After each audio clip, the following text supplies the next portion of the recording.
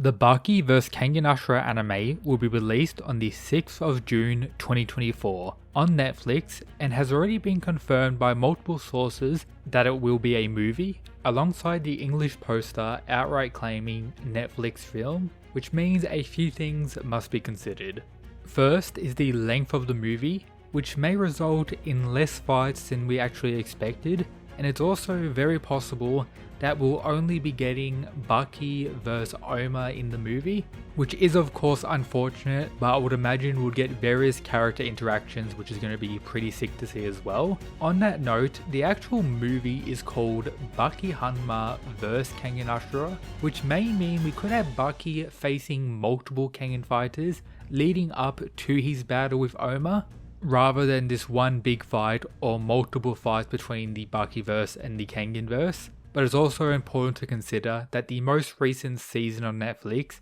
literally has the name Hanma Baki, Son of Ogre. That's how they've been referring to the series in Japan, calling it Baki Hanma rather than Baki, which probably means it's just a titling choice used by Netflix to pretty much go alongside the new Kengan and Baki season, rather than trying to say we're going to get Baki Hanma placed in the Kenganverse or something like that. On that note, when speaking about Kengan Ashura, the final season of the anime, or the next season, was actually confirmed a few days before the drop of this trailer to be coming out in August this year, a month after the release of the Kengan vs Baki anime, which probably means we're going to be limited by the moves Ohma is going to use in this film. For example, in the final fights of the Kengan Annihilation tournament, Ohma pulls out a specific technique, his ultimate technique, that we haven't yet seen fully in the anime yet. In the final episode, he used that technique, but we didn't get to see it and hasn't been explained to any degree,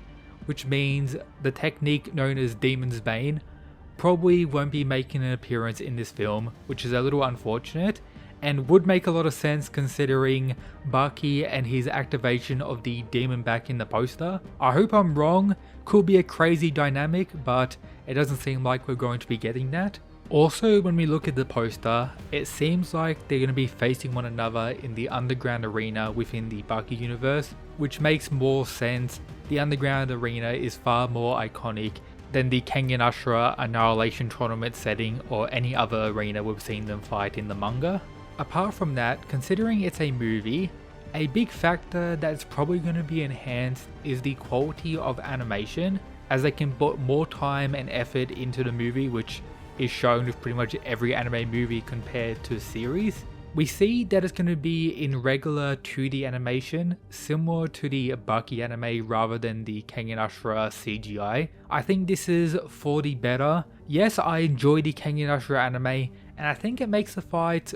far more engaging when it comes to the motion of the characters when using CGI in this way. However, it is a massive turnoff for a lot of people in the community, so to allow more people to enjoy it and watch the whole film, using regular animation is for the better. However, on that note, there isn't much time until it actually comes out, June 2024, which is actually very close, only a few months away, and considering the trailer, which as we know didn't really have that much animation, and a few people actually complaining with how Ohma looks in it, as I'll get to shortly, may actually result in it looking fairly poor considering the amount of time, unless they've really worked on it a lot more and just don't want to show. But typically when it comes to trailers, they want to show like the highlights most of the time, some of the best animation pieces you could say, with the majority of the trailer being clips from the previous Baki and Kengan seasons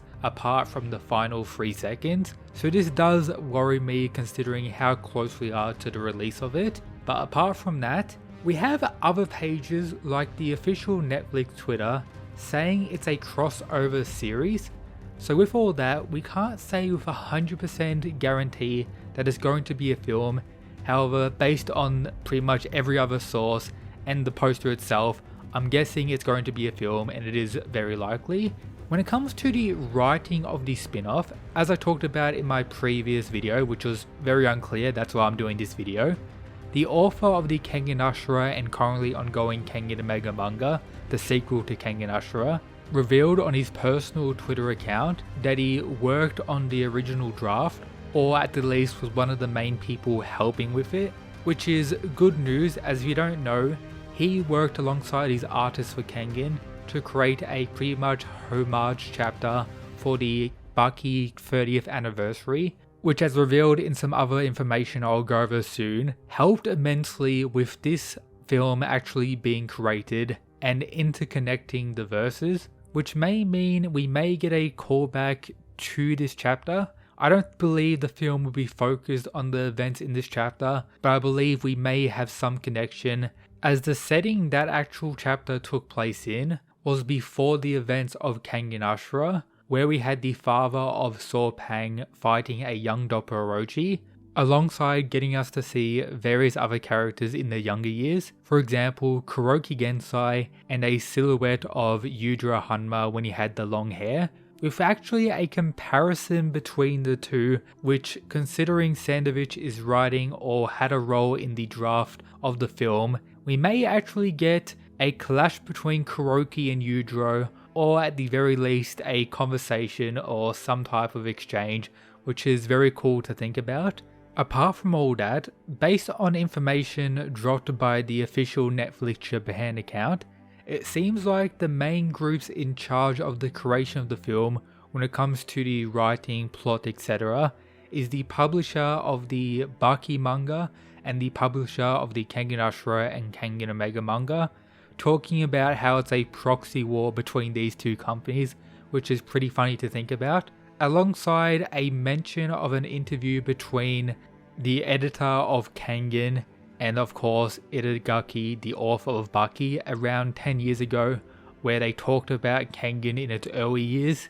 and how this is pretty much what led eventually to today, alongside the Daro and Sandovich creation of the Baki homage chapter, which I guess Itagaki enjoyed and allowed them to pretty much create this. Based on everything revealed from every source I could find, it doesn't seem like Itagaki isn't involved in it too much, for example, writing in any way. It's more so just the publisher of Baki who's in charge of, I guess, portraying the Baki characters or having a role in that. Of course, I'll be dropping any new information that we get on the channel, so make sure to subscribe, which is probably for your benefit as I just mainly make Baki and Kengan content anyway. With there also being one final thing to consider that will be majorly impactful for the release and the creation of this film, is that pretty much everyone in Japan respects the Baki author and Baki as a series as pretty much the martial art manga for the last 30 years.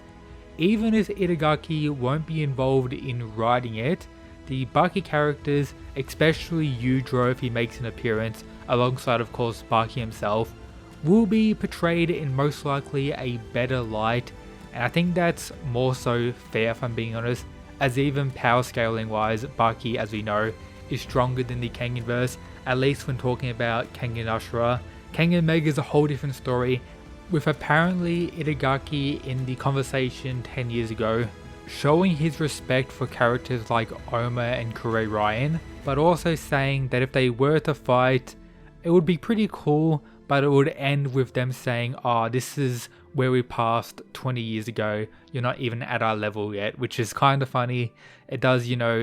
speak about who Itagaki is and how much he, respects his own series and his own writing. But yeah, that's pretty much what we have, everything so far. Leave some questions below if you're confused about everything. I already collected some that I'll be going over in a future video. Shout out to the Mad Lad, the members. If you want access to additional content and want to support the channel while getting various other benefits, that's how you can do it. But that's it guys, peace.